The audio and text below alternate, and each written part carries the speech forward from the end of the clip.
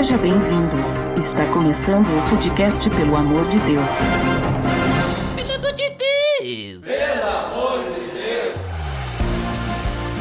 Tá no ar! Podcast Pelo Amor de Deus. Eu sou Ed The Drummer e é muito perigoso beber Coca-Cola em uma casa de mentos, né, Gel? Sim, é mesmo. Eu não tava esperando por essa. E hoje, né, junto com o Ariel, nós vamos conversar sobre o que a Bíblia fala sobre casamento. Tá beleza, Edson! Você está escutando o podcast do site peloamordedeus.org.br que vai ao ar sempre nas sextas-feiras, a cada 21 dias. Inscreva-se no nosso feed para não perder nenhum episódio em peloamordedeus.org.br/feed/podcast ou pesquise nas plataformas e agregadores de podcast.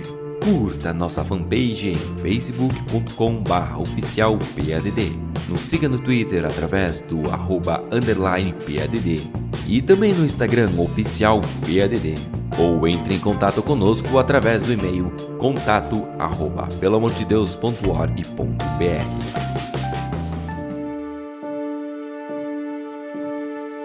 Então, Ariel, hoje nós vamos conversar sobre casamento. Casamento à luz da Bíblia, né? O que a Bíblia fala sobre casamento. Mas antes de tudo, vamos definir, né, os conceitos das palavras que nós vamos utilizar. A primeira palavra, né, e a única, na verdade, porque Bíblia a gente sabe o que é, né, a coleção de livros. Mas o que é casamento, Ariel? O que significa casamento? Que a gente sabe que não é uma casa feita de mentos, né? Exatamente.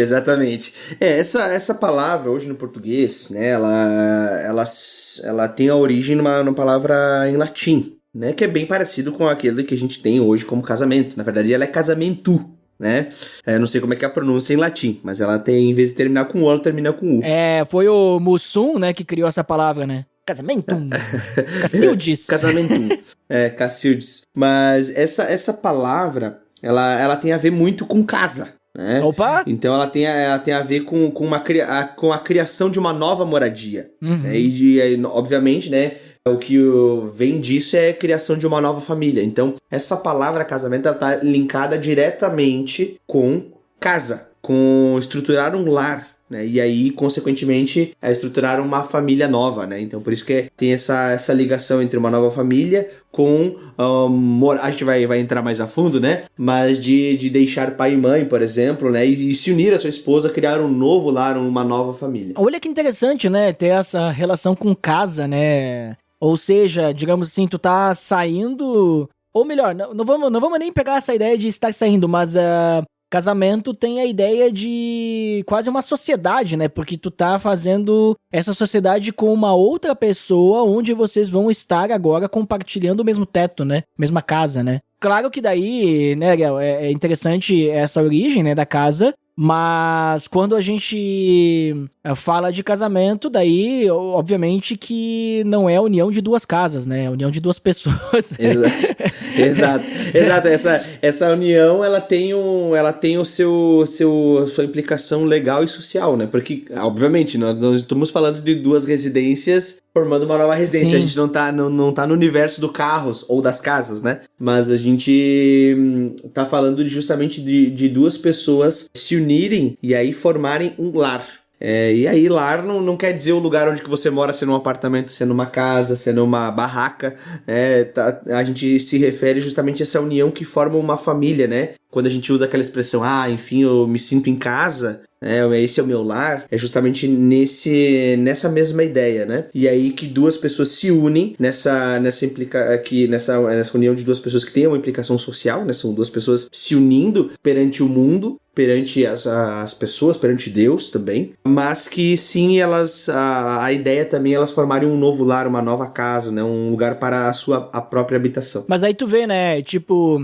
Só explorando um pouquinho mais, né? Porque quando eu penso na palavra casamento, me vem outras coisas à mente também. Porque ela vem dessa ideia ali que tu falou, né? Do caso, daí duas pessoas, mas a palavra casamento no português, ela também tem outras conotações, né? Mas todas relacionadas à questão de união. Então eu falei ali, Não é a união de duas casas, né? Mas, normalmente, por exemplo, assim, eu sou praticante de artes marciais, olha só. Pratico kickboxing full contact, né? Na verdade, é karatê, kickboxing full contact, né? O nome da arte marcial. E eu não vou pra campeonato, nada, mas... Posso chamar de karateca? Opa, quase. Eu posso chamar... Full contateca.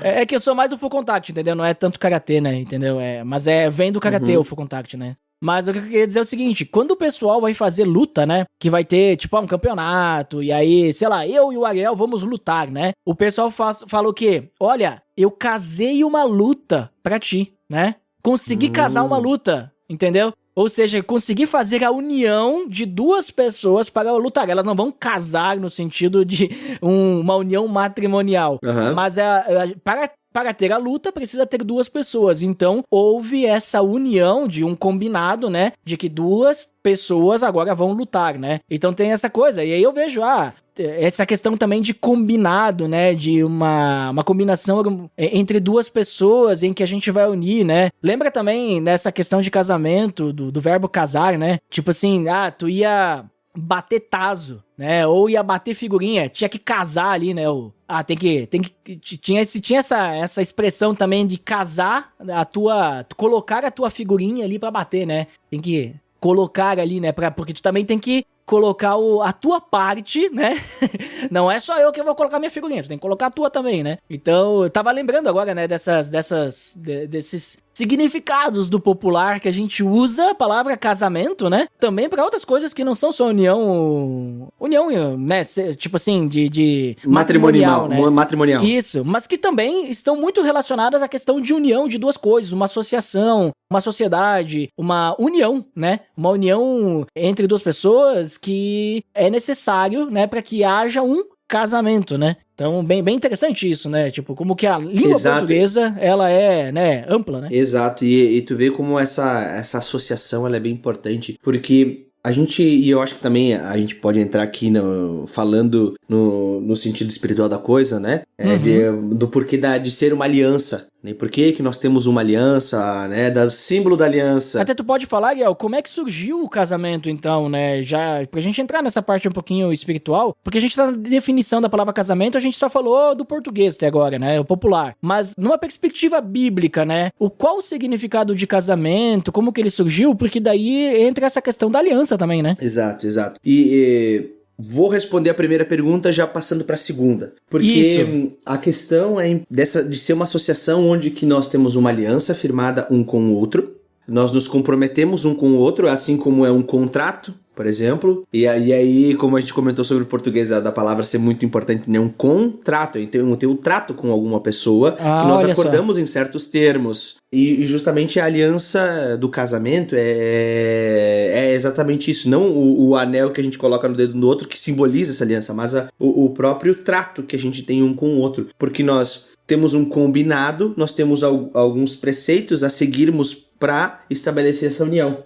E isso nada mais é do que uma aliança que nós firmamos um com o outro, a exemplo das várias alianças que Deus vem fazendo com vários indivíduos ao longo da história, para a história da redenção. Então nós temos a aliança com Abraão, temos a aliança depois com Davi, a aliança com Jesus. Então, nós vemos essa aliança sendo ampliada e nós vemos esses compromissos, né?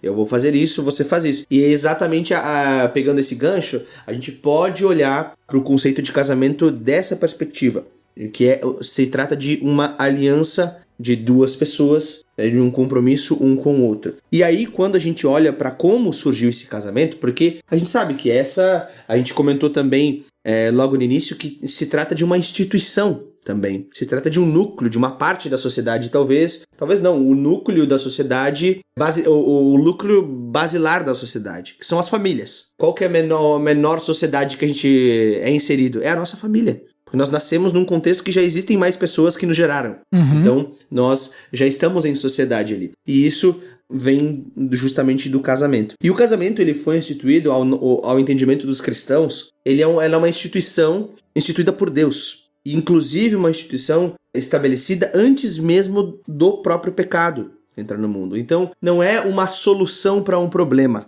Nós podemos pensar, não, o casamento ele foi... Não. O casamento ele é uma instituição por Deus estabelecida antes mesmo de o pecado existir no mundo. E justamente isso foi, essa instituição, o casamento, ele foi pensado, ele foi idealizado por Deus logo na criação, onde que nós vemos lá Gênesis 1 comentando sobre isso, Gênesis 2 comentando sobre isso, sobre essa união que Deus promove entre Adão e Eva, né? Nessa nova aliança que é estabelecida não só entre o homem ter um compromisso com Deus, mas também o homem ter esse compromisso com a sua esposa, aquela que foi tirada da sua costela, do seu lado, né? Como a gente vê na própria Bíblia. Exatamente. E é interessante, né, Ariel, como que tu vê, né? Tu falou que o casamento, ele foi criado, né? Criado por Deus, né? E é algo assim que ele criou lá nos primórdios. E quando a gente vê, o próprio Jesus, ele confirma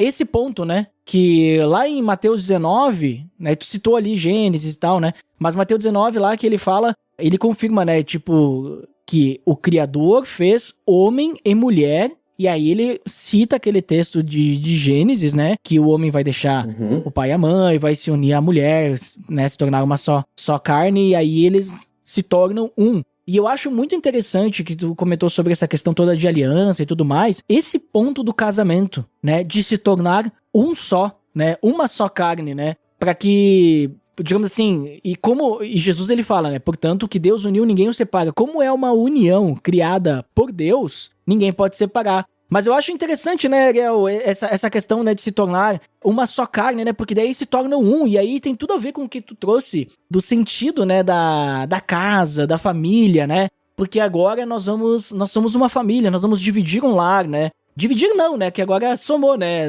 nós somos um só, né, então não divide nada.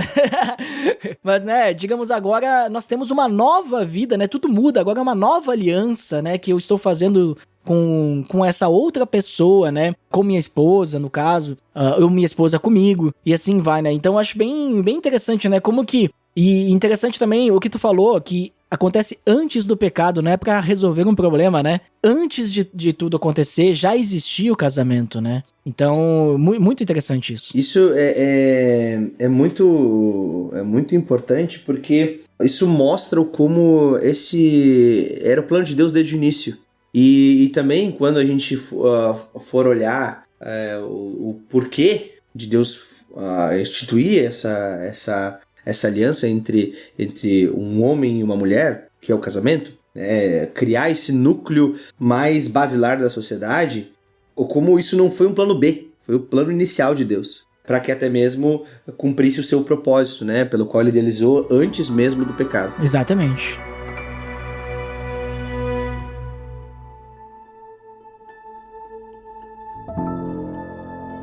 Então, Ariel, acho que ficou definido ali o significado, né, da palavra casamento, e que o casamento começou já, ali na Bíblia a gente já tem o início do casamento, né, antes, né, do pecado, já na criação do homem e da mulher, nós já vimos que eles se casaram, né, mas com qual propósito as pessoas se casam, né? Qual que é o propósito do casamento, segundo a Bíblia, né? Por que a gente casa? Por que a gente, né... Lá, desde o início, as pessoas casavam e hoje a gente continua casando. Qual que é o propósito do casamento? Para que casamos? Esse é um ponto bem interessante, porque, a exemplo do texto que tu leu antes em Mateus, nós vemos uma continuidade a respeito do propósito do casamento, tanto no Antigo como no Novo Testamento. Então, nós podemos ver o próprio Jesus citando aquilo que acontece em Gênesis. Nós vemos depois Paulo citando também o casamento da mesma forma e até trazendo o propósito final do porquê casamos. Mas uma coisa que a gente pode tirar alguns pontos aqui, bem importantes, mas eu acho que o principal deles, e o inicial deles, na verdade, é que é um texto que está lá em 1 Coríntios 10:31, que vai dizer, Paulo vai dizer que, independente se a gente está comendo, se a gente vai beber, a gente deve fazer tudo para a glória de Deus. E no fundo, todas as nossas atitudes devem ser, todas as nossas escolhas devem ser para a glória de Deus, para glorificar ao Deus que nos criou e que criou todas as coisas. Então, o principal ponto, por que nós casamos? Nós casamos para a glória de Deus, porque Ele nos criou para isso. também. Sim. Então, eu não tô dizendo que quem não casa está pecando, não é isso. Mas isso estava implícito já na criação. Mas quando casar, tem que ser para isso, né? Exatamente. Então, como também se ficar solteiro, deve ficar para isso. Mas, no fundo, nós devemos nos casar para a glória de Deus. Esse é o primeiro ponto. Nós podemos também evocar aquilo que nós vemos lá no início de Gênesis, e quando a gente vai falar de o propósito do casamento, o porquê nós casamos, né? Por que fazemos desse jeito, por que casamos dessa forma, nós temos que olhar para o primeiro casamento, porque foi Deus que instituiu e Deus já deu as diretrizes ali do porquê. E embora Deus não esteja dizendo, olha, casem para isso, em alguns momentos, mas em Gênesis 1, ele é bem claro, porque Deus dá uma ordem para esse casal. Para esse primeiro casal. Uhum. E um ponto que ele é muito importante do porquê nós casamos é para encher e subjugar a terra. E aí, por que eu comento sobre isso? E por que esse item de encher e subjugar a terra está linkado diretamente com fazer tudo para a glória de Deus? Porque quando um rei ele domina sobre um território, ele faz questão de mostrar em todo aquele território que ele tem domínio sobre aquele território. Então, nós vamos ver imagens, nós vamos ver coisas exaltando aquele rei que dominou toda aquela região, todo aquele território. Isso acontecia muito na antiguidade e, em alguma medida, nos dias de hoje, a gente ainda tem a exaltação de uma nação, de um presidente, até mesmo um ditador, né? Coloca a sua imagem para mostrar o seu domínio sobre aquela região. E por que eu linko uma coisa com a outra? Porque Deus, na criação do casamento, ele fala para Adão e Eva se multiplicarem, e encherem e subjugarem a terra. Mas nós temos que entender, primeiramente, que Deus dá essa ordem logo após ele criar o homem e a mulher conforme a sua imagem e a sua semelhança. Então, Deus nos criou conforme a sua imagem e semelhança, e ele quer que a sua imagem e semelhança estejam sobre toda a terra, se espalhando por ela e subjugando ela, mostrando o domínio daquele que é aquele que nos criou, o nosso Criador. Então, por que eu linko essas coisas? Porque ao encher e subjugar a terra, nós estamos espalhando a glória de Deus, porque nós somos imagem e semelhança dele. E aí, a partir dessa multiplicação, né, de uma família, de um casal gerar outras pessoas, outros filhos, né, nessa própria ação, nós espalhamos a glória de Deus, nós espalhamos a beleza e a graça de um Deus Criador Todo-Poderoso que domina sobre todas as coisas e o qual nós somos agentes dele para governar toda a criação. Então isso eu acho que ele é muito importante também. Aham. Não, eu concordo contigo. Inclusive, quando minha esposa e a gente tava se preparando pra casar, né? No caso. Desculpa aí a redundância. Mas estávamos nos preparando pra casar, a parte de noivado, nós fomos conversar, né, com a pessoa que ia conduzir a cerimônia do nosso casamento, né? Nós casamos no civil, como é o certo, mas também nós fizemos uma cerimônia que chamamos popularmente do religioso, né? Mas que é aquele momento ali de a gente festejar e orarmos, né, pelo casal, né, para que seja abençoado, né? Mas quando a gente foi conversar, então, com a pessoa que ia fazer essa cerimônia pra gente, ela perguntou pra nós, tá, por que vocês querem casar? Qual que é o propósito, né? E aí eu lembro que a nossa ideia, quando ele perguntou pra gente ali nessa parte do casamento, a gente falou, olha, a gente entende isso não foi com todas essas palavras que tu falou, Ariel. Não foi tudo isso. Mas era bem nessa ideia. A gente entende que Deus tem um propósito de fazer o homem se unir à mulher e tal, não sei o quê. E com o casamento nós queremos glorificar a Deus. Nós não queremos que o nosso casamento seja, sei lá, algo para suprir necessidades, tanto emocionais, espirituais, físicas também, né? Não é para isso, mas nós queremos realmente que o nosso casamento, ele glorifique a Deus. Seja através da parte espiritual, emocional, física também, né? Mas a gente falou, eu não quero casar para agradar ela e eu não quero casar para agradar a mim, mas eu quero casar para que Deus seja engrandecido através disso, né? E eu acho, né, que esse tem que ser sempre o propósito principal. Tem outras coisas que vêm, né, do motivo de nós casarmos, que vão, inclusive, né, Ariel, elas vão contribuir com esse propósito principal. Como, por exemplo, né, tu estava citando ali a parte do multiplicar, encher a terra e tudo mais, né? Esse é um propósito do casamento, que ao fazermos isso, nós estamos também glorificando a Deus. Outra questão que eu vejo que é importante, que através do casamento nós podemos, que nem tu disse também, né, de nós levarmos a imagem e semelhança de Deus para o mundo, né, para mostrar. Então, é o que? Levar o evangelho, né, as boas novas também, daquilo que Cristo fez por nós em nossas vidas. E o casamento, a gente também pode dar esse bom testemunho, porque nós podemos demonstrar como que o amor de Deus pode transformar as nossas vidas ao ponto de que nós, como pessoas pecadoras, egoístas, que pensam só em si mesmos, agora se unem em uma só carne, formam uma família, né, se tornam um e conseguem viver em união, deixando o egoísmo de lado, amando um ao outro da forma como Deus nos ama, da forma como Cristo amou a sua igreja, né? Que nós vamos, talvez, entrar um pouquinho nesse ponto também, né? Até mesmo representar essa relação de Cristo com a igreja através do nosso casamento. Então, a gente pode testemunhar isso. Então, isso também, evangelismo, né? Testemunhar também glorifica a Deus. Então, tem muitas coisas, né, que vão estar relacionadas com o casamento, que a gente pode buscar, que se relaciona com esse propósito principal que tu citou, né, Ariel, do glorificar a Deus, né, que tu citou ali, né, o texto de Colossenses, né, e digo mais, quando tu citou esse ponto de que não é pecado não casar, isso é muito importante, porque existe algumas pessoas que falam isso, né? Não, você só pode cumprir o propósito completo de Deus, você só vai conseguir representar a Trindade e tal através do casamento. Legal, sim, representa, como eu acabei de falar, né, que é um belo testemunho de representar o relacionamento de Cristo com a igreja, né? Porém, casar, quando Deus diz, para vocês irem e encherem, não é uma ordem de que, no sentido que se você não fizer, você estará em pecado. Não é uma obrigação, né? Porque se o fosse, Paulo entra em contradição, né? Quando ele diz que, olha, é bom que case, mas é melhor que não case, né? Porque, né, para levar o evangelho adiante, você vai ter uma outra pessoa que não que vai atrapalhar, né, mas em momentos de perseguição, talvez vai fazer você fraquejar na fé. Se colocarem a vida da outra pessoa em risco, talvez você pode fraquejar por causa do amor, né? Aí ele fala, mas se você não aguenta ficar solteiro, case, né? Ou também, um outro exemplo, Jesus, né? Jesus não casou. E aí como é que fica? O próprio Jesus, santo, sem pecado algum, Pecou? não casou. Se ser solteiro é pecado, então Jesus pecou.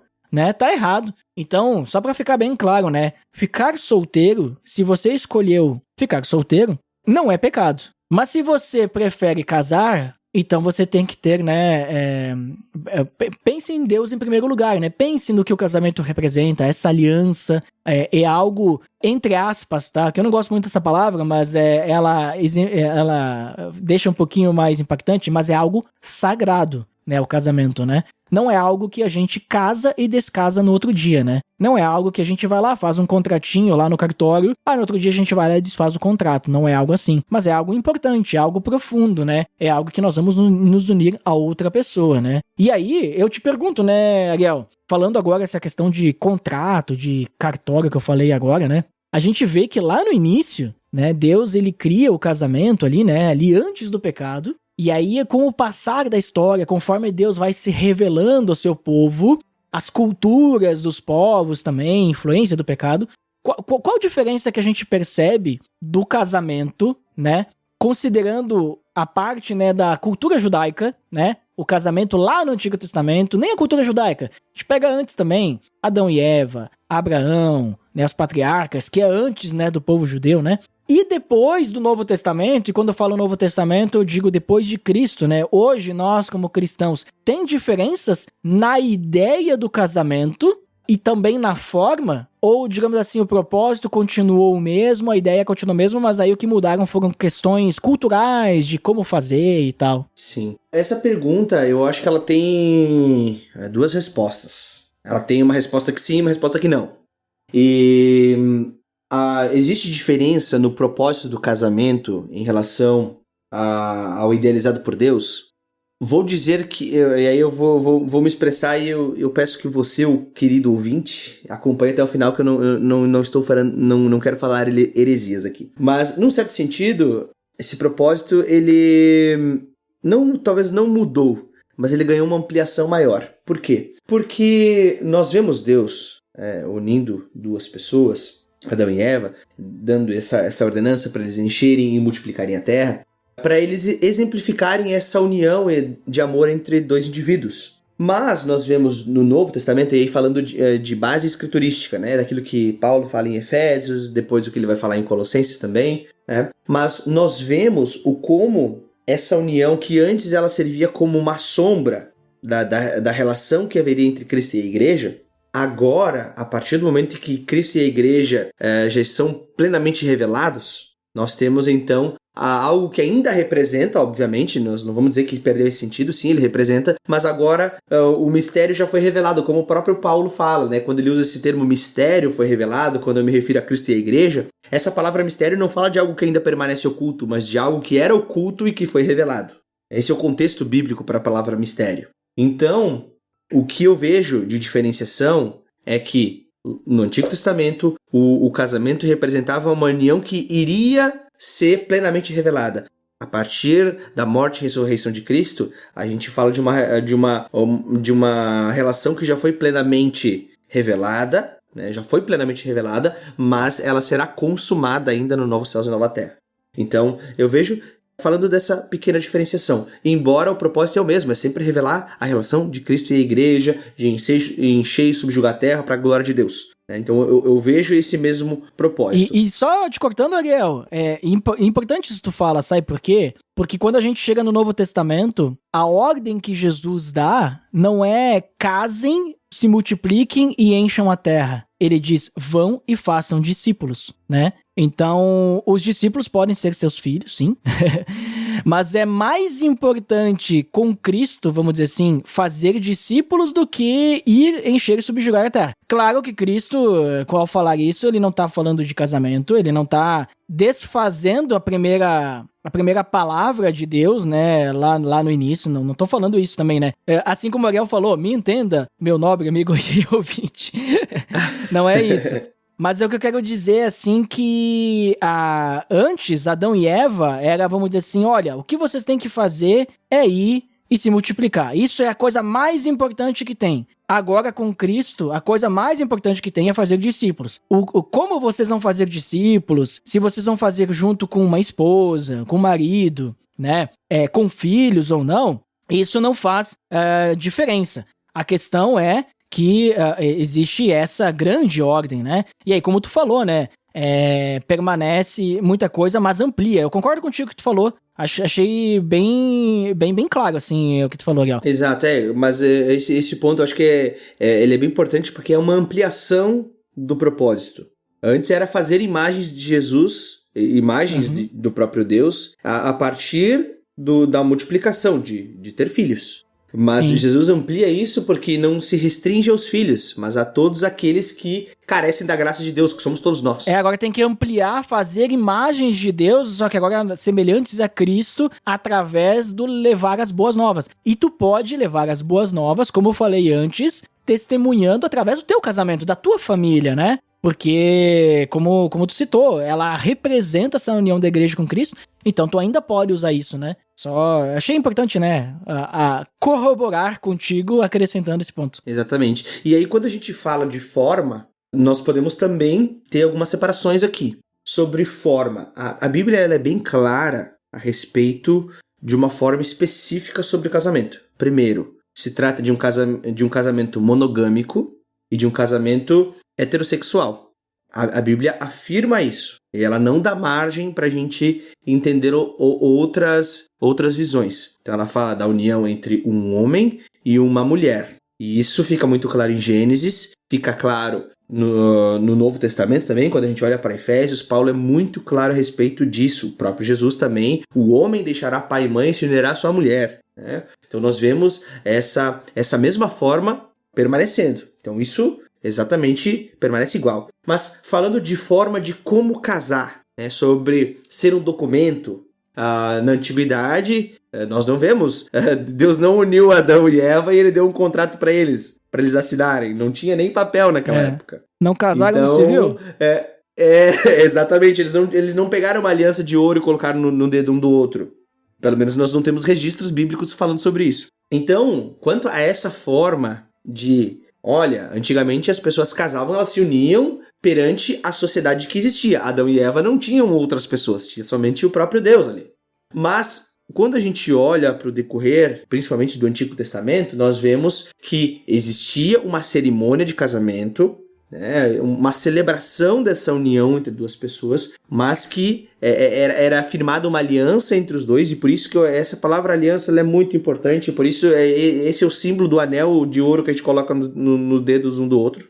Mas essa aliança firmada entre os dois, ela era celebrada, mas principalmente nos tempos antigos não havia um papel que documentasse isso. Nos nossos tempos, a gente pode até olhar o tempo bíblico, nós já vemos que já havia registros sobre casamento, então existia um documento que atestava que aquele homem pertencia àquela mulher e aquela mulher pertencia àquele homem. E isso ainda garantia alguns direitos perante a sociedade também. Então isso é muito importante, porque com o passar do tempo, né, no progresso da história da humanidade e da redenção também, nós vemos esse desdobramento de várias questões. Então nós vemos que com a sociedade também, o próprio casamento garantia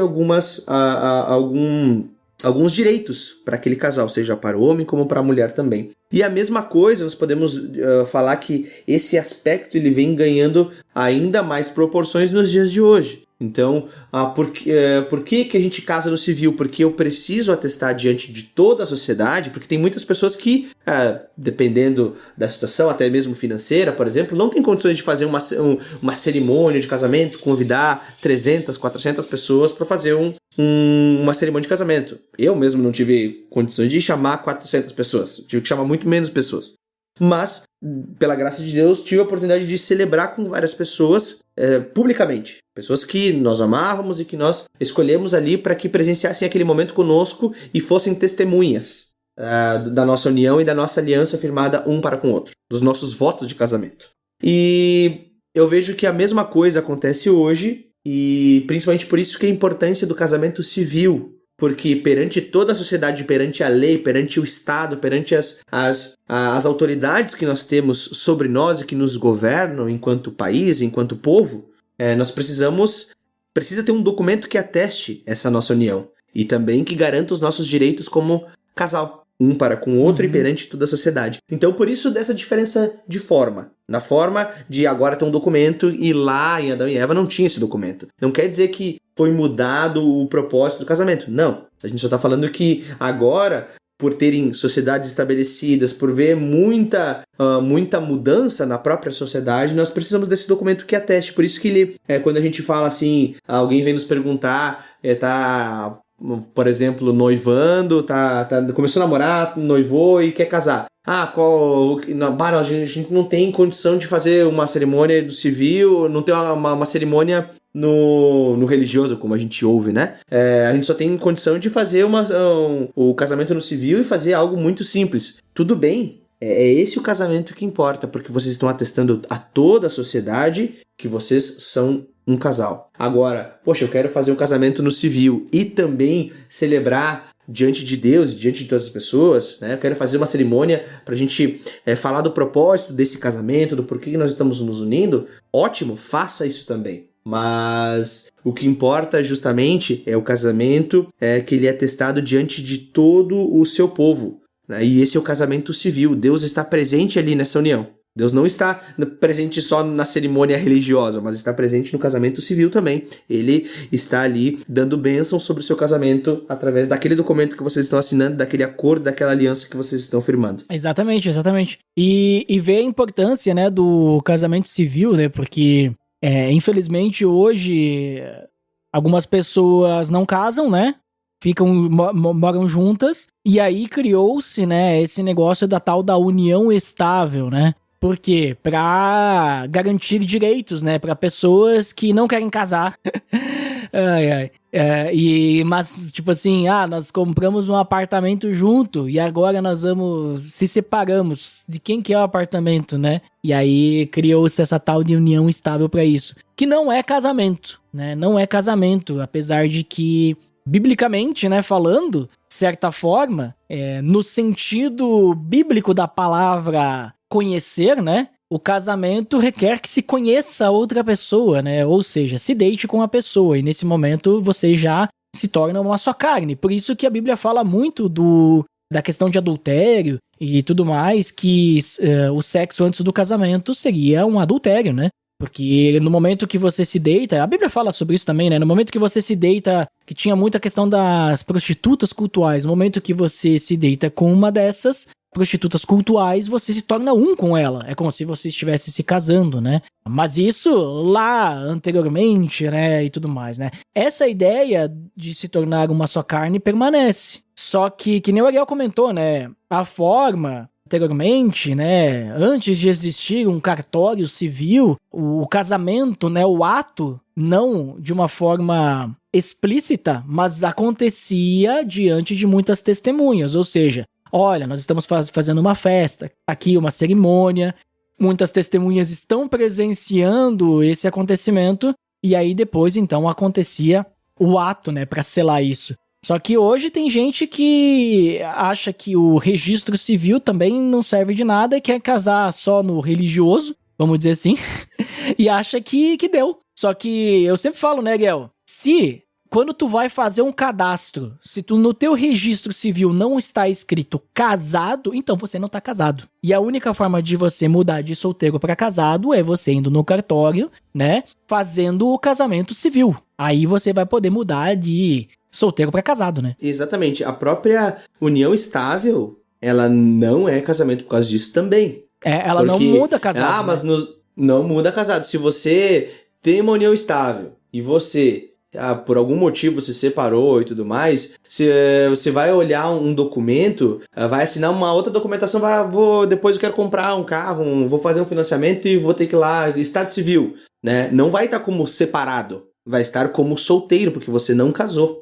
Uma pessoa que casou no civil e se divorciou, vai estar lá como divorciado, mas não como solteiro. Na união estável permanece como solteiro. Da mesma forma como alguém que fez só uma cerimônia religiosa e não casou no civil, não foi no cartório lá registrar continua solteiro. Continua solteiro. Mesmo que tivesse muitas testemunhas ali, mas só que, vamos dizer assim, a sociedade, ela não atesta isso, né? Aí poderia dizer, mas não sei o que, eu não quero seguir as leis dos homens, porque isso são coisas de homens e tudo mais, né? Mas são as leis do país, né, que atestam de que você precisa ir no cartório e simplesmente... E isso que eu não entendo também, Ariel. A pessoa, ela tem dinheiro pra fazer uma grande festa no religioso, mas ela não tem condições de ir lá no cartório, de assinar lá o documento, né? Isso quando a gente tá falando de dinheiro, tá? Que às vezes pode surgir. Uhum. Mas às vezes, sabe o que é, Ariel, também? A pessoa quer a bênção, né, do casamento, mas ela não quer o compromisso de estar casado. Ou seja, cara, se tu não quer o compromisso de estar casado ali, estar registrado ali na sociedade, que é uma coisa tão simples, tu vai lá e só assina um papel, né? Claro, tem o juiz de paz vai falar, agora vocês vão ser casados e tal, tem toda aquela questão, né? Não pode fazer brincadeirinha nessa hora. Não pode fazer brincadeirinha, mas eu quero dizer assim, tipo, não é algo... Poxa, se tu quer tanto casar com essa pessoa, é algo maravilhoso, né? Só se tu realmente não quer casar com essa pessoa. E se não quer casar, aí tem que tomar cuidado. Acho que não deveria fazer nada, sabe? Nem adiante nada, né? Então tem que tomar cuidado mesmo. Exatamente. E a gente pode pensar, mas isso não faz sentido. Se a gente olhar pela questão de direitos, imagine uma pessoa que eles se casaram no religioso, moraram a vida inteira juntos. Agora, por causa da questão da união estável, até facilita algumas questões em questão de direito. Né? Porque mesmo tu não casando... Não precisa assinar papel. Automaticamente você tem união estável se vive X tempo com a pessoa, né? Exato, mas vamos... Exatamente, não precisa nem assinar um papel, já caracteriza uma união estável. Mas, por exemplo, um casal fez a cerimônia religiosa, se casou, entre aspas, né? Porque, teoricamente, ela não está casada diante da lei. E aí, compraram uma casa, um apartamento e tudo mais, e 2 meses depois uma das pessoas morreu. E aí? E o apartamento estava no nome daquela pessoa. Pra quem que vai a herança agora? Como é que funciona? Como é que eu vou me garantir para quem que vai essa herança? Então, a própria união diante da lei garante direitos. Por isso que é tão importante. A gente vê essa mudança dos tempos antigos para agora. Sim, nós vemos essa mudança, mas lá nos tempos antigos não precisava dessa documentação para atestar que eu fazia parte daquela família e que esse é um casamento. Hoje se exige isso diante da lei do nosso país. Então, nós vamos seguir a lei do nosso país também. Não só isso, Ariel. Que nem, por exemplo, tu falou ali de se morrer, né? Tu sabia que a viúva, ou viúvo, né? Eles têm direito a, no mínimo, 50% da herança, não menos. Tipo, se tem filhos, os filhos, eles têm que dividir os outros 50%. Isso é lei na questão, pelo menos, não sei se mudou, né? Na questão de fazer inventário e tal, né? Mas não só isso. Por exemplo, eu tenho a minha namorada, né? E a gente não casou, né? Mas a gente vive junto, né? Estamos vivendo aqui junto um tempo. E a minha namorada fica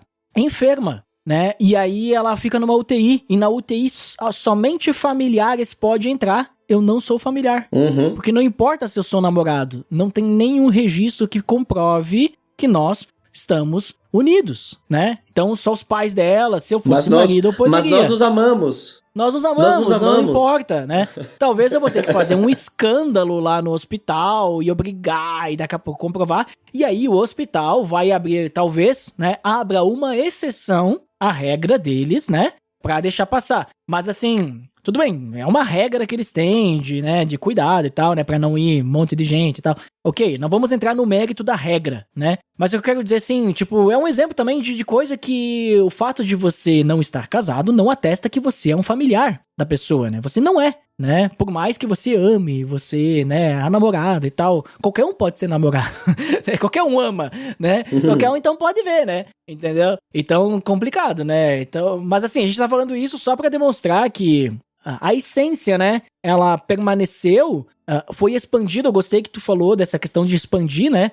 Mas a forma, ela foi mudando por uma questão cultural, né? Cultural. A forma mudou por uma questão cultural. Porém, né, o propósito hoje é para glorificar a Deus, né? Indiferente de como que a gente vai ser o casamento, como que a gente pode usar o casamento também para glorificar a Deus, mas é para glorificar. E aí, diante desse glorificar a Deus, diante da união de duas pessoas, Ariel, marido e esposa, como tu falou, né? Homem e mulher se unirão em uma só carne. Quais são as responsabilidades no casamento do marido e da esposa? Tu citou ali Paulo falando a Efésios, tudo mais. Tem Paulo falando a Tito também. Como que é o casamento, segundo a Bíblia, no sentido dos papéis, né? Papéis e responsabilidades do marido e esposa. Isso é bem interessante porque cada dia mais essa visão sobre o casamento instituído por Deus, o casamento bíblico, tem sido atacado. Essa visão que nós nos baseamos na Bíblia, na palavra de Deus, para manter e continuar sendo fiéis àquilo que Deus nos ensinou na sua palavra. Sim, nós vemos papéis diferentes no casamento. E isso é muito claro. Principalmente, eu creio que o texto basilar é Efésios 5. Paulo deixa isso extremamente claro nas diferenças de papéis um do outro, do homem e da mulher. Porém, essa diferença de papéis, embora distintos, eles não implicam em questão de inferioridade de um em relação ao outro, ou superioridade de um em relação ao outro. Se refere somente à diferença de função. Não se fala, um tem superioridade ao outro, um tem inferioridade ao outro. Não, são diferenças de função, mas ambas são completamente importantes e de igual importância. E então isso tem que ser dito e deixado bem claro que não se trata de um é mais merecedor, outro menos, não. Se trata somente de diferença de função. Até porque ambos são semelhantes, foram criados à semelhança de Deus, né? Imagem e semelhança de Deus, ambos, né? Exato, e tanto na criação, nós vemos que Deus criou o homem em imagem e semelhança de Deus, e até eu gosto muito do exemplo e da forma com que Deus faz para criar Eva, porque ele não tira uma parte da cabeça, ele não tira uma parte do pé, ele tira uma parte da costela, que é do lado, justamente para andarem um ao lado do outro. A costela representa o lado do homem. Então, e de ambos agora, quando eles se casam, eles voltam a se completar realmente, sendo novamente uma só carne. Isso eu acho muito interessante, esse simbolismo todo. Mas também, e o porquê da diferença de função, porque quando nós olhamos para o casamento e nós falamos isso no porquê casamos, o qual que é o propósito, o que isso representa, nós olhamos para o que o casamento representa, que é justamente a relação entre Cristo e a igreja. E quando nós olhamos para essa representação, nós vemos papéis diferentes, tanto de Cristo como da igreja, e de como o casal agora representa essa união. Então, o homem vai representar a Cristo e a mulher, né, vai representar a igreja. E exercem papéis diferentes, onde que o homem, sim, ele vai ser tratado como o cabeça do lar, ele vai ser aquele que vai liderar a sua família, aquele que vai guardar a sua família, que vai zelar pela sua família, não que a mulher também, em alguma medida, não exerça não cumpra esse papel, mas ela é responsabilidade do homem, esse é o papel do homem. E a mulher, ela tem um papel de auxiliadora, e esse papel de ajudar o homem a cumprir a sua missão. Isso, uma coisa que mudou muito a minha compreensão, na verdade ampliou muito a minha compreensão sobre essas características do casamento e das funções de homem e mulher, foi num comentário expositivo. Tem uma série de comentários expositivos do Hernandes Dias Lopes. E no comentário de Efésios, quando eu estava estudando para o TCC do seminário, ele estava estudando, meu TCC foi falando sobre Efésios, e recaindo sobre esse texto, o Hernandes comenta algo que eu nunca tinha parado para pensar, que o homem, no casamento, ele recebe uma missão de governar bem o seu lar, de amar a sua esposa e dar a sua vida por ela. É isso que o homem, é essa responsabilidade que o homem recebe, de amar a sua esposa assim como Cristo amou a igreja e assim mesmo se entregou por ela para santificá-la. E esse é o papel do homem. E qual que é o papel da mulher nisso tudo? E aí nós temos uma palavra hoje em dia que ela é interpretada muito erroneamente, que fala sobre submissão. E submissão no sentido, hoje ela tem sido interpretada no sentido pejorativo, né? Como se eu fosse menos do que o homem, né? E a Bíblia não se refere a isso. Mas quando o Hernandes comenta sobre essa missão, o homem recebe uma missão e a esposa, como auxiliar desse homem, como auxiliadora idônea que Deus criou para justamente ambos se completarem e se unirem e se unirem para a glória de Deus, essa submissão, o que é? É uma missão que é uma missão que ajuda a missão principal a ser cumprida. E isso eu achei muito legal porque a esposa ela tem um papel muito importante. Qual que é o papel importante da esposa? É auxiliar o seu marido a se entregar por ela, a amar ela de tal maneira assim como Cristo amou a igreja. Então, ela acaba sendo uma coisa que complementa a outra e de como Deus perfeitamente planejou o casamento dessa forma. Então, o homem deve se entregar pela sua esposa, deve zelar por ela para que ela seja santa e a função, a responsabilidade do homem, o papel do homem é entregar a esposa santa diante de Deus, fazer com que ela se pareça mais com Cristo. E qual que é a missão da esposa? Auxiliar o homem a fazer isso por ela. Então, vira esse círculo vicioso, vamos dizer assim, mas que se trata de graça de Deus, de planejar tudo isso para que o homem ame a sua esposa, a esposa também ame o seu marido, respeite o seu marido, como o texto de Efésios vai dizer, e todas essas funções elas se complementam, não tendo uma superioridade de um em relação ao outro, mas de haver uma responsabilidade de ambos diferentes, mas que se complementa. E isso eu acho fantástico, a forma com que a gente olha para a missão e para essa submissão que auxilia a missão principal a ser cumprida. Então eu acho isso fantástico. E detalhe, né, quando tu fala dessas diferentes funções, tu não tá falando de funções do lar, né? Tu não tá falando, um tem que cuidar da casa, outro trabalhar, isso, aquilo. Não, tu tá falando de questão espiritual. Eu acho que isso que é importante também, né? Porque muitas vezes o pessoal fica nessa questão de submissão, parece que, o marido tem que mandar na esposa e dizer o que ela tem que fazer da vida. Não é isso, né? A gente tá falando muitas coisas ali sobre Cristo ser o cabeça da igreja. Cristo, ele não tá mandando o que a gente vai fazer, digamos assim, vai ali e faz, constrói esse muro ali, sei lá, vai ali, constrói essa casa. Não é isso, né? Mas ele tá dando uma direção espiritual para nós, de que nós temos que viver para Deus, temos que fazer a vontade do Pai, ser semelhante a Cristo, levar essa mensagem adiante do Evangelho, né? Então, da mesma forma, o marido, quando ele vai ser o cabeça do lar, Ele tem que levar a esposa pra Cristo. Que nem tu citou ali, Efésios, né? A explicação do Hernandes Dias Lopes também. É muito claro o que ele tá falando ali, né? Tipo, ele tá falando de apresentar a esposa como a igreja, né? Pura, santa, né? Inculpável, vamos dizer assim, né? E tal. Mas não é a gente ser, sei lá, o carrasco do lar, né? Mas é ser o cabeça realmente de levar na direção de Cristo. E a esposa, que nem tu falou, de ser auxiliadora, de ajudar o marido a fazer isso, né? Então, é incrível essa, como tu falou, né? Incrível essa exemplificação, vamos dizer assim, né? Que inclusive, né, Ariel, diante disso que tu tá falando, a gente percebe, então, que o casamento reflete essa relação entre Cristo e a igreja, né? Dessa ilustração, né, de que Cristo, ele é o noivo e a igreja é a noiva. E aí essa ilustração, né, de Cristo ser o noivo, a igreja ser a noiva, utilizando toda essa questão do casamento, eu acho que fica muito mais fácil de a gente entender quando a gente conecta com a cultura da época de Cristo, né? Que vem dessa cultura judaica e tudo mais, né? Em que o noivo, ele tinha que pagar um dote, na verdade a família do noivo, né? Pagava um dote, né? Então,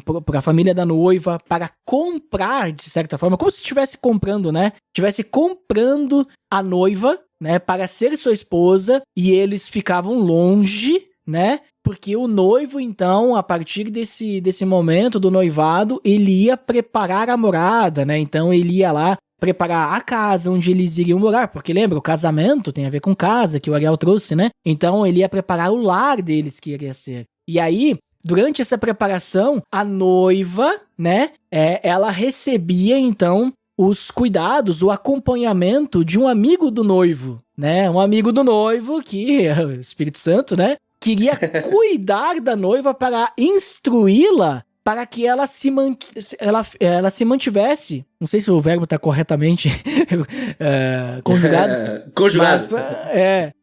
Para ela se manter fiel, né? Para ela não, digamos assim, ser atacada por um outro homem, alguma coisa assim, mas esse amigo do noivo, que hoje a gente chama que é simbolicamente representado pelo padrinho, né? Ele iria cuidar da noiva, enquanto o noivo estava preparando, que não era um dia, 2, né? Poderia demorar alguns meses. Então, esse amigo fiel do noivo, um amigo de confiança, ia cuidar da noiva, da segurança dela e tudo mais. Também cuidar para que ela também, né? Não, vamos dizer assim, né? Se vamos dizer assim, aceitasse talvez o dote de algum outro pretendente, né? E assim vai, né? E aí, no dia, então, do casamento, das bodas, né? Então, o noivo, ele volta, ele vai ao encontro da noiva, que a gente lembra daquela parábola das 10 virgens, né? Que elas estão com a noiva e elas vão de encontro do noivo e o noivo vem de encontro delas e depois eles começam o cortejo nupcial pelas ruas, né? Até que eles chegam no local da festa do casamento, no local das bodas, no local onde vai ter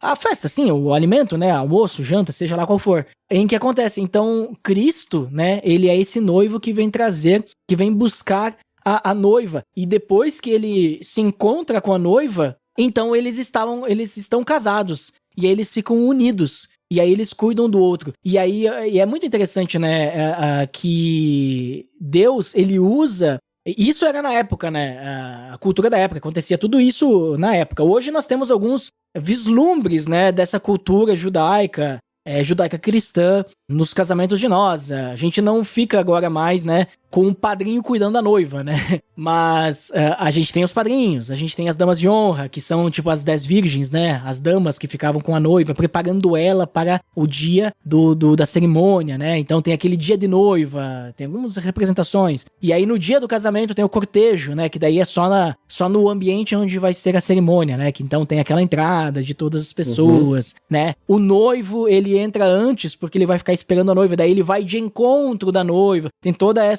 esse simbolismo, né, que vinha daquela cultura. Mas o legal de toda essa questão cultural lá é que depois que Jesus ele vem nos buscar, que ele vem buscar a igreja, que vai ter a bodas do cordeiro e tal, a igreja, então, teve a união, né? Houve o casamento. E aí Cristo e a igreja, eles vão se unir e viver eternamente, na eternidade, na Nova Jerusalém, que é a casa, né? A nova casa. E olha só a representação do casamento hoje. nós nos unimos, tem toda essa questão do noivado e tal, tudo bem? Mas nós nos unimos e nos casamos para viver, então, a glória de Deus. Porque na eternidade nós vamos viver a glória de Deus, né? E a ideia é que o casamento seja um ambiente onde nós experimentamos um pouquinho mais da glória de Deus. Um pouquinho mais do amor de Deus, né? E por isso que eu digo que nós podemos testemunhar isso para outras pessoas. Então, eu acho muito interessante, né, Ariel? Não sei o que, se tu também fez algumas conexões adicionais, porque tem vários simbolismos, né, que a gente pode usar,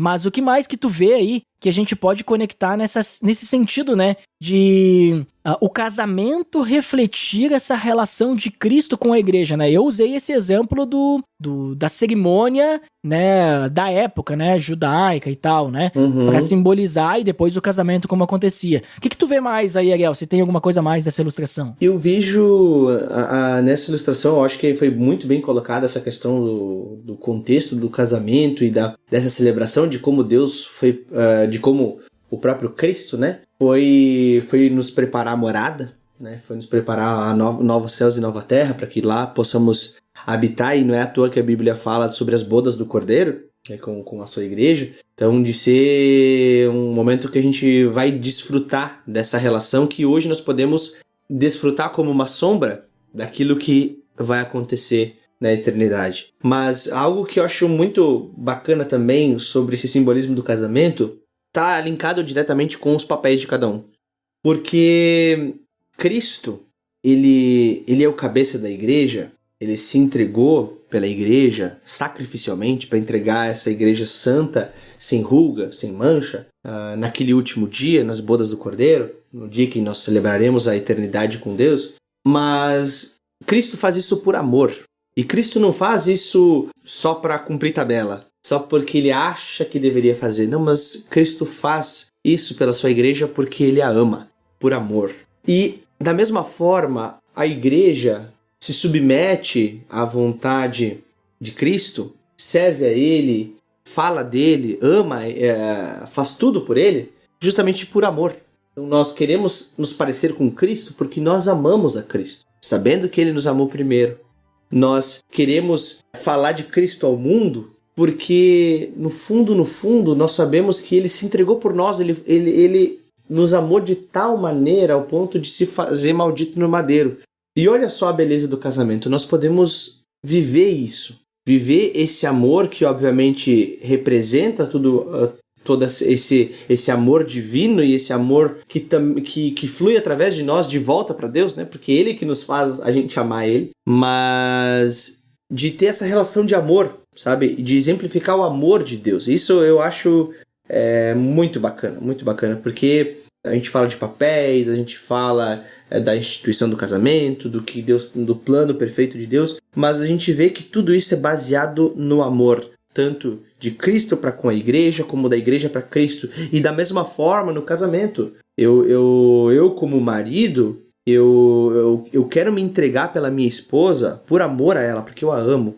E da mesma forma, a minha esposa, ela vai me respeitar, ela vai se submeter à minha missão, justamente porque ela me ama também. E essa é uma troca de amor que nós recebemos de Cristo e nós queremos amar uns aos outros. Então eu vejo que isso também é algo que reflete o amor de Deus e de como o casamento tem essa preciosidade nas mãos, que é o seu real propósito, né? Exemplificar o amor de Cristo para com a igreja e da igreja para com Cristo. Cara, incrível, né? E gente, falando de Cristo, Ariel, entendendo assim que o casamento ele é muito importante, porque até agora a gente tá percebendo isso, né? Ele é muito importante pro cristão, muito importante para Deus, para o cristão, né? E a gente falou muito sobre glorificar a Deus, a gente viu os papéis, a gente viu como que isso representa também a Cristo, né? E uma coisa que eu sempre comentei, eu sempre vi, sempre busquei isso, é a ideia de ter Cristo no centro do casamento. O Cristo ele tem que ser o centro das nossas vidas, né? Mas no casamento também, como é que isso impacta na vida do casal? Cristo sendo o centro. E o que significa também ter Cristo no centro? Tipo assim, não trair a esposa e tal, só isso? O que é, sabe? Tem algo mais? Uhum. Eu penso nessa relação de Cristo ser o centro, porque, primeiro, toda a nossa vida deve ser voltada para Cristo. Não só o casamento e quando eu me caso que eu passo a viver com Cristo no centro. Não. Quando eu era solteiro, eu também precisava viver em volta de Cristo, né? A minha vida deveria girar em torno de Cristo. Mas a centralidade de Cristo no casamento ela é tão importante porque nós vemos, e eu acho tão importante também a maneira com que Paulo coloca em Efésios, a maneira com que ele vem escrevendo toda essa carta a essa igreja, e de mostrar a importância, porque ele vem falando da salvação, de como Deus planejou tudo isso antes da fundação do mundo, de como ele escolheu o seu povo, de como acontece a salvação, de como ele resgatou o seu povo, né, que nós estávamos mortos em transgressões e pecados, de como nós somos chamados por Deus para nos despir do velho homem, de como somos chamados para viver em igreja, cada um cooperando, cada um se amando, onde que cada parte faz a sua função, e ele chega a falar sobre o casamento, e não só sobre o casamento, mas de todas as relações interpessoais e familiares. Ele fala sobre servos e senhores, que naquele contexto era dentro das próprias casas, ele fala da relação de pais e filhos, e ele fala também sobre marido e esposa.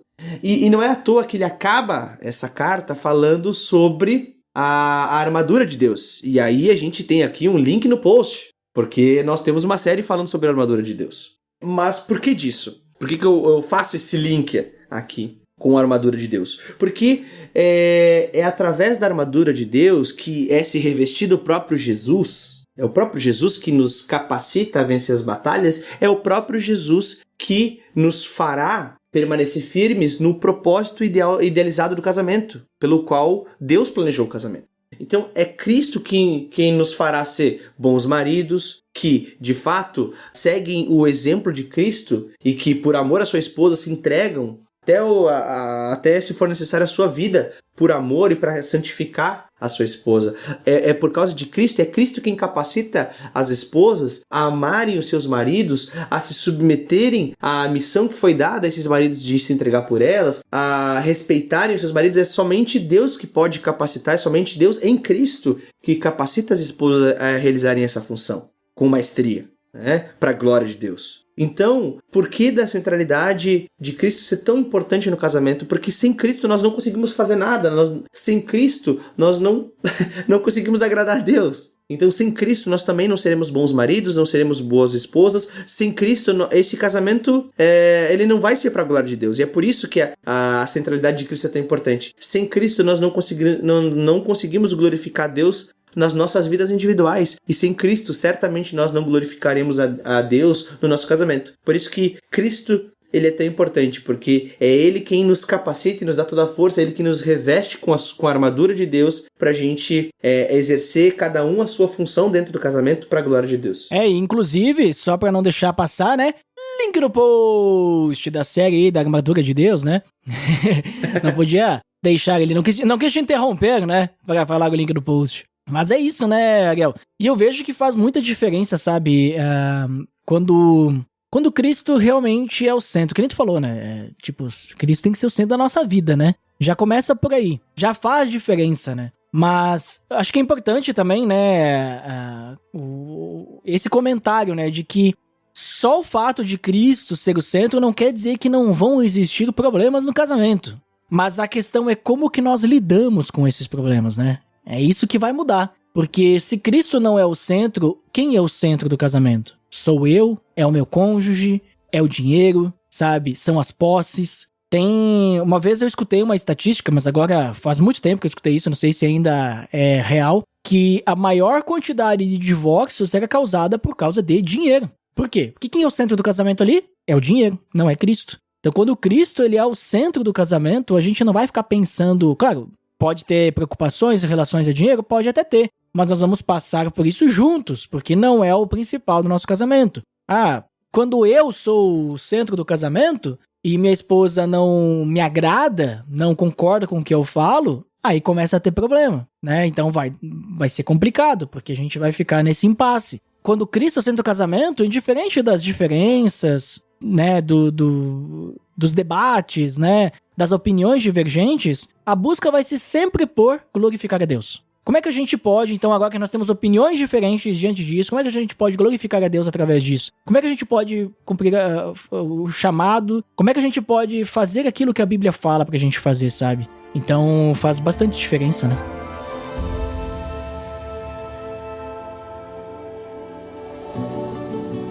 Então, Ariel, ótimo papo a gente teve aí, né? A gente poderia, pelos diversos temas que a gente falou sobre casamento, daria pra aprofundar muito mais, né? Então, talvez a gente volte a tratar individualmente alguns pontos aí futuramente, mas por hoje, né? Vamos parando por aqui, senão o nosso papo vai ficar longuíssimo. Então nos diga aí, Ariel, o que você finalmente considera? O que eu queria finalmente considerar é que nós possamos olhar para o casamento como essa instituição idealizada por Deus e com o propósito de glorificar Ele. A gente possa olhar para o casamento pela ótica de Deus, para aqueles que são casados e para aqueles que vislumbram o seu casamento e esperam por casar, estão em vias de, que possamos exemplificar e lutar para que Cristo seja visto na atitude dos maridos e que a igreja seja vista na atitude das esposas, que juntos possamos falar do evangelho, dessa relação miraculosa que Deus fez em Cristo Jesus ao unir a sua igreja comprada por um alto preço a Cristo. Que possamos falar do evangelho, testemunhar do evangelho através dos nossos casamentos, que possamos encher e subjugar a terra, possamos ter isso em mente, não casar só para o seu bel prazer, mas também para fazer imagens de Cristo, sejam através da geração de filhos, seja discipulando outras pessoas e falando do evangelho, pregando o evangelho a outras pessoas, mas que tenhamos isso em mente, que em tudo aquilo que nós façamos, quer bebamos, quer comamos, possamos fazer para a glória de Deus. E isso inclui também a nossa vida no casamento. Que possamos fazer isso para a glória de Deus. Muito bem, amém. E eu também considero, Ariel, que quando nós entendemos o propósito do casamento, eu creio que o casamento ele fica mais leve, né? Porque senão ele, em algumas situações, depois que passa a lua de mel, ele passa a ser um peso, né, muitas vezes, né, diante das situações da vida, né? A gente vai passar momentos difíceis, momentos bons, momentos alegres, momentos tristes, mas se nós temos claro, né, qual que é o propósito do casamento para nós, quem que é o centro do nosso casamento e tudo mais, as coisas ficam mais fáceis. Quer dizer, ficam mais fáceis se for Cristo, né? Se for para glorificar a Deus. Por isso que eu sempre, quando alguém vem conversar comigo, que quer casar, eu sempre pergunto: por que vocês querem casar? E aí, se tem o nosso nobre amigo e ouvinte que está solteiro e quer casar, eu faço a mesma pergunta: por que você quer casar? Pense ali por que você quer casar, porque daqui a pouco você pode estar querendo casar pelo propósito errado e você vai se frustrar. Porque quando a gente casa com o propósito de glorificar a Deus e a outra pessoa também tem o mesmo propósito, as chances de nós nos frustrarmos um com o outro são muito difíceis, porque a gente não está esperando nada um do outro, né? A gente só quer realmente glorificar a Deus, engrandecer o nome dele. E a gente não tá esperando que a outra pessoa nos agrade de tal forma, que ela faça isso e aquilo pra nós, que ela cozinhe como a nossa mãe, e assim vai, né? Se a nossa mãe faz uma comida boa, claro, né? Então, que a gente possa refletir sobre isso. Espero que tenha sido edificante esse papo e obrigado por quem nos escutou até aqui e até o próximo episódio. Até mais! Pelo amor de Deus!